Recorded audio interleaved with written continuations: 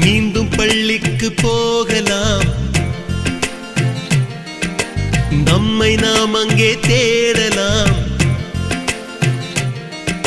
Slate குச்சி கடன் வாங்கலாம், ஸ்லேட்டில் பேரெழுதி பார்க்கலாம்.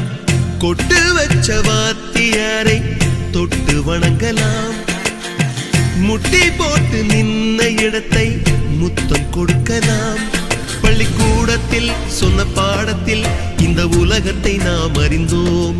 அன்னை மடியென நம்மை தாங்கிய இந்த பள்ளியை ஏன் மறந்தோம்? மீண்டும் பள்ளிக்கு போகலாம், நம்மை நாம் அங்கே தேடலாம்.